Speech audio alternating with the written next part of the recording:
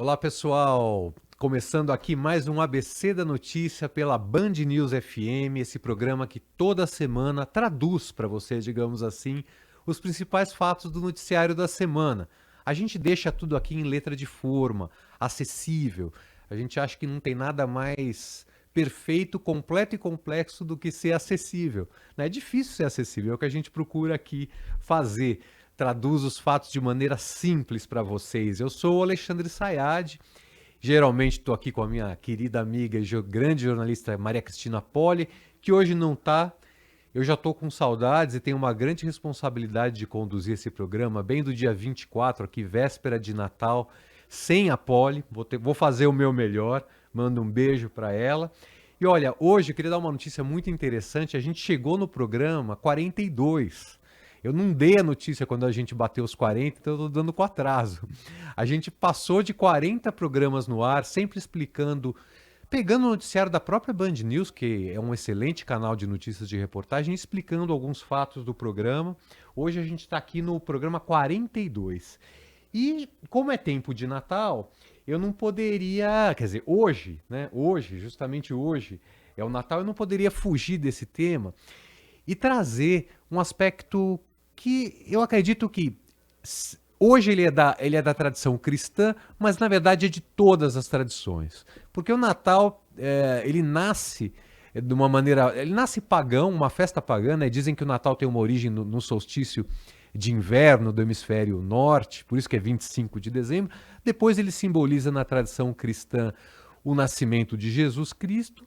Mas o Natal no Brasil tem um significado de paz, de reconciliação, né? De perdão, também, por que não? Para todas as religiões. E quando a gente fala nesse tema, o significado do amor, da amizade, da paz, a gente tem que falar em reconciliação. Agora vocês imaginem, e eu imagino também, olhando para as famílias brasileiras, que esse é um Natal bem diferente. A gente passou aqui no Brasil 2 anos de disputas políticas exacerbadas, passionais, sem muito filtro, como se diz por aí. E agora a gente vai sentar à mesa com uns familiares que muitas vezes a gente discutiu o ano inteiro, até brigou, rompeu muitas vezes, né? Como buscar reconciliação? Será que essa reconciliação é importante no campo pessoal e também familiar? E a outra questão que a gente traz aqui é a reconciliação de uma nação, né? O Brasil também tem um dever, quer dizer, vamos ver se é um dever mesmo ou se é uma possibilidade de se reconciliar enquanto povo e talvez buscar aí um objetivo comum. Por isso que a gente pergunta no ABC da notícia de hoje, como reconciliar uma nação e o que isso significa na prática. Para esse Natal desafiador que começa daqui a algumas horas para todos nós aqui, hein? Quem vai encontrar a família não vai ser fácil, não.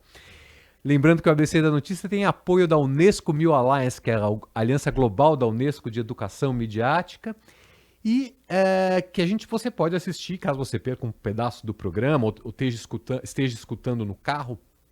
Você pode ir nas redes sociais da Band News FM, no YouTube da rádio, você consegue assistir ao programa inteiro, inclusive com imagem, ou então no Spotify, tá? Queria também deixar com vocês aqui o WhatsApp nosso, que embora esse programa seja gravado, é importante que você deixe seus comentários, a gente sempre lê, eu e a Poli, sugestões de pauta para próximos programas, que é o 999-592-100, prefixo 11, 999-592-100, é o WhatsApp da Band News FM, é só direcionar para o ABC da Notícia e fazer seu comentário, isso é muito importante para a gente.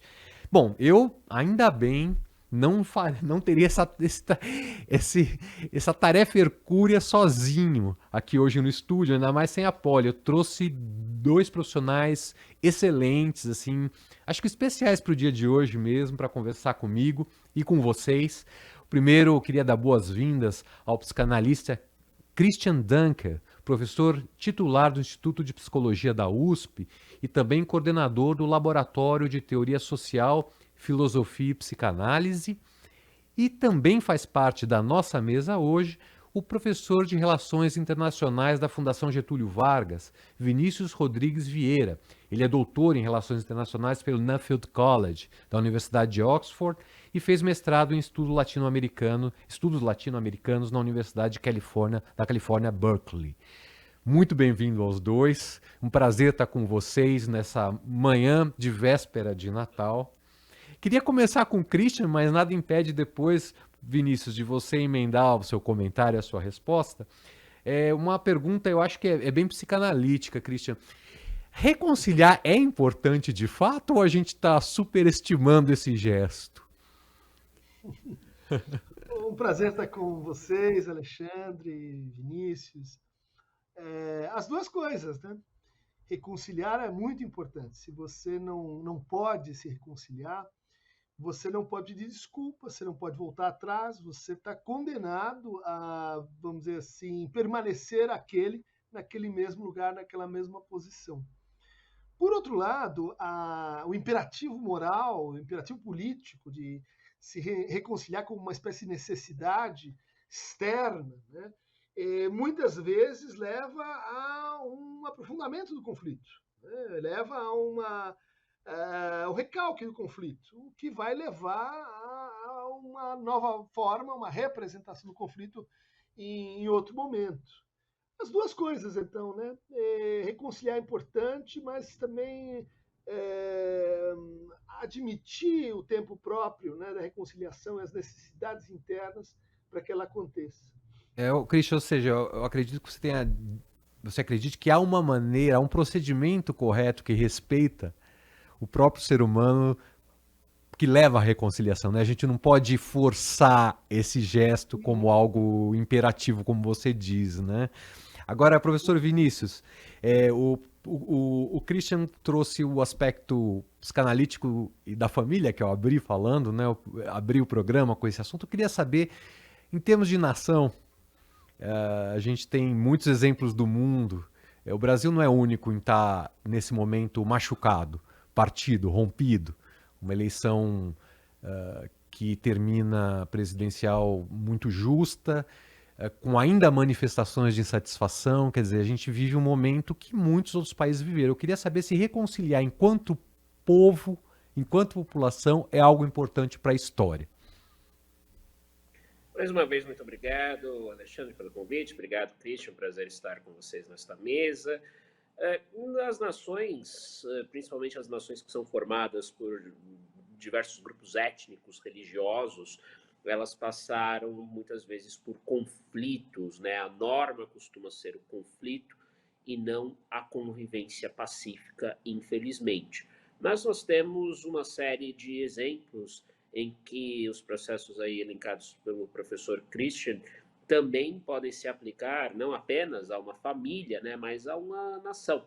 Principalmente esse ponto de que, para haver reconciliação, é necessário que as partes reconheçam seus erros e estejam dispostas a fazer um futuro em conjunto, um futuro próspero, não enterrando, jogando para baixo do tapete os erros anteriores, mas reconhecendo esses erros, inclusive, em muitos casos, com a devida punição da justiça, é aquilo que a gente chama, né, nos estudos de ciência política, também relações internacionais, de chamada justiça de transição. Né? Então, nós temos aqui alguns exemplos, né, em que houve ali um processo contra pessoas que cometeram crimes contra a humanidade, como foi o caso ali das ditaduras do Chile e da Argentina, onde parece ter havido ali, se não uma reconciliação, pelo menos um entendimento com o passado de autoritarismo. Temos o caso pós-apartheid da África do Sul, em que, sim, as partes ali envolvidas, tanto o lado branco, o opressor, que se beneficiou da divisão entre brancos e não brancos, deu as mãos ali às lideranças negras do Congresso Nacional Africano, principalmente Nelson Mandela, né, que foi o líder ali da transição, né, passou 27 anos preso, perdoou seus algozes e deu o exemplo ali para a sua nação. Nós temos casos também de ditaduras na América Central em que não houve, como na África do Sul, uma punição, né, ali aqueles que cometeram crimes, seja do lado dos governos, seja dos lados também ali do lado de quem procurou combater o governo opressor, mas cometeu crimes entre si. Então, são as chamadas comissões de reconciliação. E um exemplo, para não dizer apenas aqui que estamos falando do dito mundo em desenvolvimento, né? Um caso aí muito marcante dos últimos 30 anos foi o processo de reconciliação entre católicos e protestantes na Irlanda do Norte, né? Os protestantes ali claramente apoiados pela coroa britânica, os católicos ali como minoria oprimida, mas parte deles pegaram em armas no exército republicano irlandês e renunciaram à luta armada ali depois do chamado Acordo da Sexta-feira Santa lá de 98, né? Já que estamos falando aí do Natal, também outra data aí cristã que ecoa muito perdão é a Páscoa, né? Obviamente agora é o Natal, depois teremos a Páscoa. Então, temos esse exemplo da Irlanda do Norte que eu acho que é bastante inspirador, mas é como o Christian disse, as partes têm que estar aí, têm que levar o seu tempo. Foram negociações muitas vezes demoradas e dependem de lideranças políticas, e no melhor da história, dos registros históricos, lideranças políticas inspiradoras, que sejam capazes aí de conquistar tanto um lado quanto o outro envolvido num conflito. Perfeito, Vinícius. Olha, você traz duas questões importantes, que é o perdão, por um lado, nessa questão da reconciliação, obviamente, e o outro a justiça. Quer dizer, há pessoas que condicionam a reconciliação, a justiça, até no campo familiar. A gente tá fazendo o microcosmo e o macrocosmo aqui. A gente tá falando da família e da nação. Acho que tem paralelos interessantes aqui. Christian, quais são as consequências assim pessoais para alguém que resiste num ambiente familiar, por exemplo, um amigo ou de amizade, em perdoar, admitir o erro ou buscar a reconciliação? Quer dizer, fica uma ferida aberta. E acho que nesse Natal, esse vai ser um Natal de feridas abertas. Qual a consequência que fica para esse sujeito que resiste à reconciliação? Como você está falando, né? Feridas abertas, elas tornam as pessoas mais sensíveis. Então, uma consequência imediata é a potencial retraumatização. Em cima ali de uma região mais sensível, vem um outro choque, vem uma outra interveniência e aquilo pode se acumular, né? Tornando então o processo indiscernível. Você não sabe mais sobre o que, em torno do que está se dando aquela desavença. Eu queria voltar a uma coisa muito interessante que o Vinícius retomou, que é o processo na África do Sul, né? E a ideia de que ali a gente tinha uma comissão de verdade e reconciliação. Truth and Reconciliation. Né? Acho que essa ideia de que para a gente se reconciliar é preciso, de alguma forma, né, movimentar a verdade, isso tem tudo a ver com jornalismo, com a leitura, com a mobilização de narrativas culturais, é essencial, porque essa instabilidade, essa partilha da verdade, ela é o começo da reconciliação. Né? O ponto em que a gente diz, peraí, mas há dúvida, vamos colocar em discussão. Isso, para a psicanálise, é o ponto de partida. Né? Quer dizer, que exista uma divisão reconhecida como tal, nomeada como tal. A partir disso, a gente pode simbolizar essa divisão, a gente pode repactuar essa divisão, a gente pode movimentar, vamos dizer assim, razões, causas e motivos, né? Sair da culpa para a responsabilidade, da responsabilidade para a implicação, ou seja, fazer uma espécie de divisão do processo que permite que as partes possam se reposicionar e, em última instância, reconstruir, reparar, né, aquela experiência que um dia foi. Às vezes, isso é um processo tão difícil e intrincado que remete assim à dissolução das unidades simbólicas. Ou seja, a gente precisa dissolver as fronteiras, as identidades, as posições, como que a desfazer as nações existentes para poder reconstituir um pacto que, em vez de estar orientado para o passado, para uma origem comum, no caso do Natal, uma festa familiar, isso é muito proeminente, né? A gente tem uma história ali de memórias, de afetos, desde a infância, com os seus conflitos, que é recolocada por cada encontro. Agora a gente tem esse condimento político adicional, mas sempre o Natal foi conflitivo. Perguntar aí para os clínicos e psicanalistas qual é a época mais tensa é antes do Natal, não é depois do Natal e nem no Ano Novo, porque você sabe que aquelas questões vão se reapresentar ali, né? Bom, muito importante que a gente não pense só a reconciliação como, vamos dizer assim, uma desculpa pelos erros cometidos no passado, né? Pelos equívocos, mas também a reconciliação é mais forte quando ela engendra um futuro comum, quando ela cria no futuro uma aposta que diz assim, o passado se resolverá numa promessa futura. É o que diz a Hannah Arendt, né? Os atos fundamentais. Prometer, perdoar, prometer de novo. Vinícius, vou começar esse segundo bloco com você. Você deu exemplos interessantes no primeiro bloco da Irlanda, de reconciliações internacionais aí, de processos que envolveram comissões, que envolveram sessões de ambos lados, e envolveram a construção de um futuro mesmo, como o professor Christian falou. Mas eu queria também olhar um outro lado, que me parece ele mais mal resolvido assim das relações internacionais, que é o caso do Chile. Eu não sei, você vai me corrigir se ele é mais mal resolvido ou se eu não interpretei muito bem. Você pode dizer isso, mas me parece que o Chile teve um processo de reconciliação com o passado, que é um passado recente, ditatorial, um pouco mais complexo que outros países da América Latina. Por quê? O Chile, ele tem ali, para contextualizarmos a história, um golpe de Estado contra o presidente eleito socialista Salvador Allende, em 73. Nós temos ali o início de uma ditadura, né? Uma ditadura centrada na figura do general Augusto Pinochet. Ele fica no poder de 73 a 90, só que é uma transição um tanto quanto complicada, né? Da Argentina, talvez ali nós tenhamos tido mais um processo mais incisivo no sentido daquilo que o Christian falou, né? De fazer a justiça, né? E não apenas de reconhecer.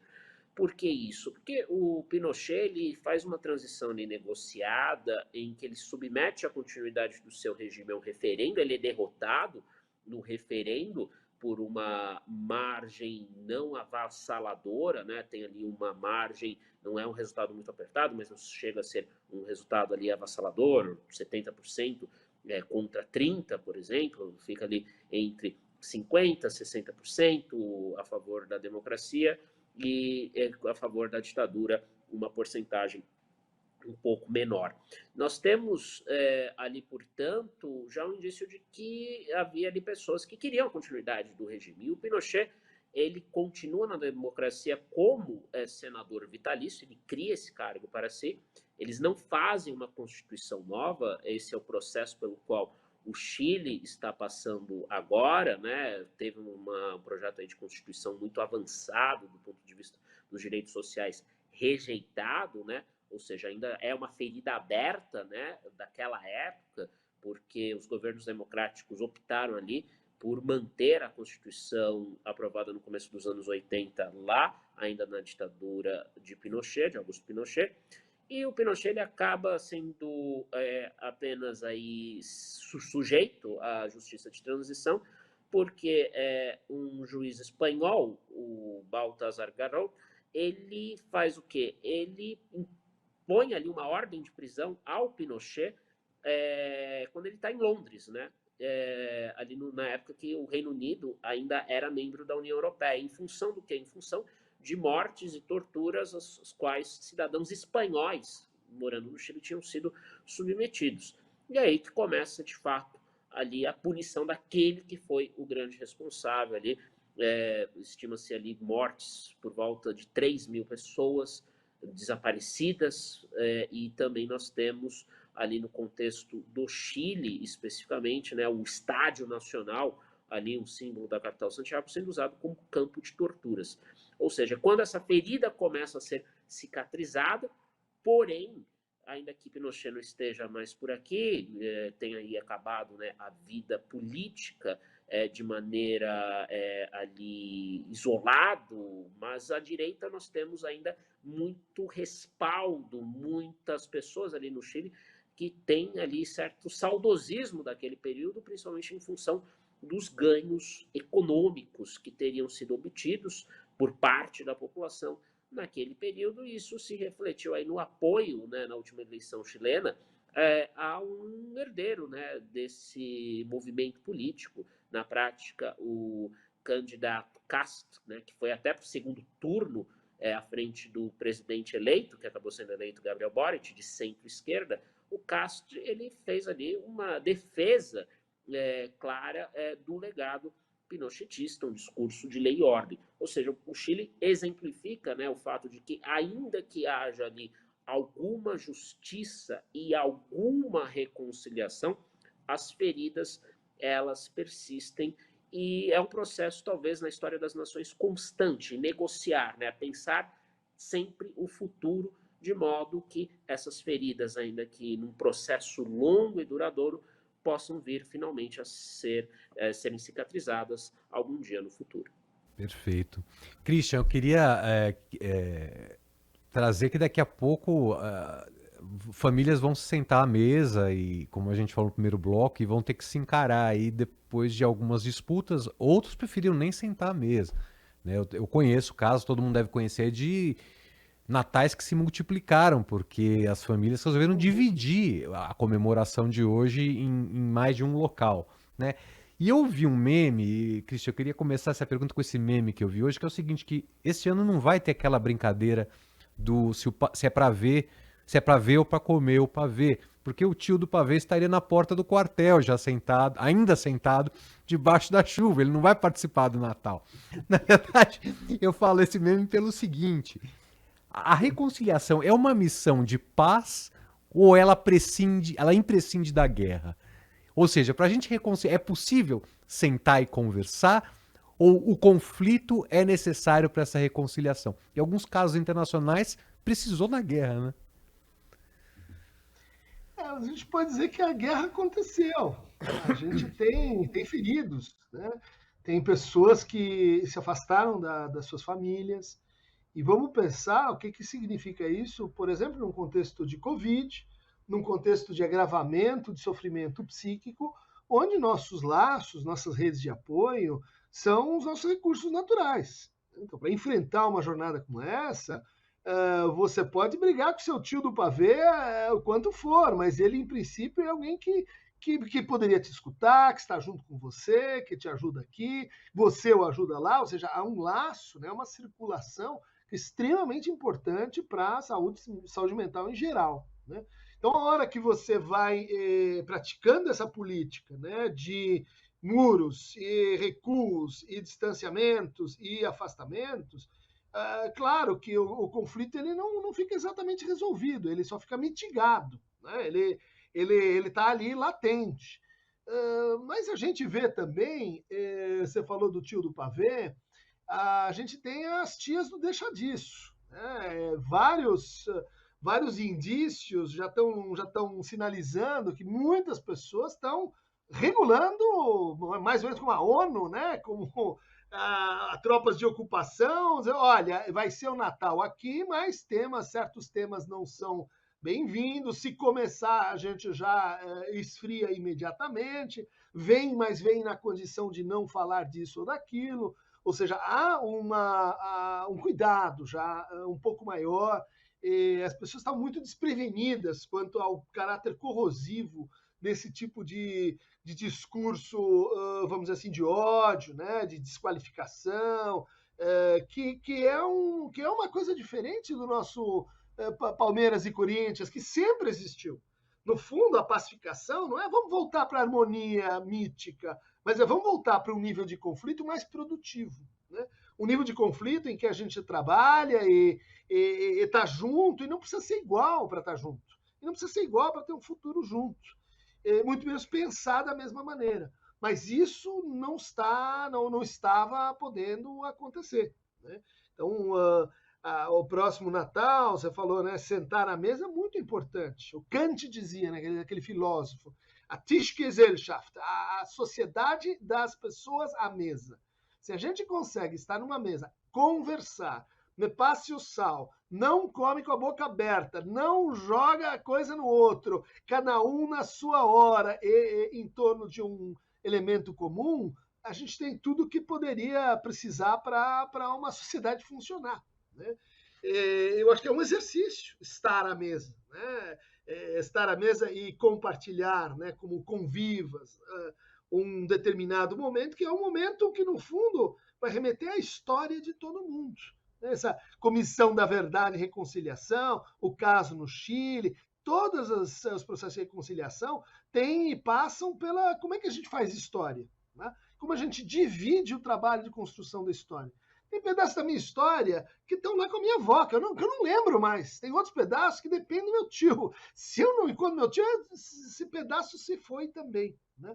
Então, a realização de que uma parte de nós mora fora de nós e que existem assim estrangeiros dentro de nós, estrangeiros fora de nós, e essa conversa não é só quem é da família e quem tem que sair da família, é um bom passo para a gente praticar a reconciliação.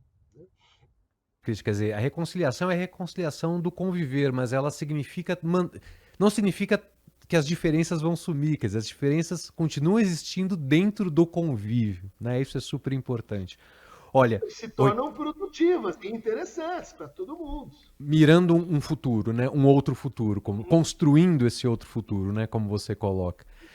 Olha, o nosso tempo passa voando aqui, estamos chegando ao fim desse programa sobre reconciliação, seja na família, seja no Brasil ou internacionalmente, que é um tema propício para esse nossa véspera de Natal.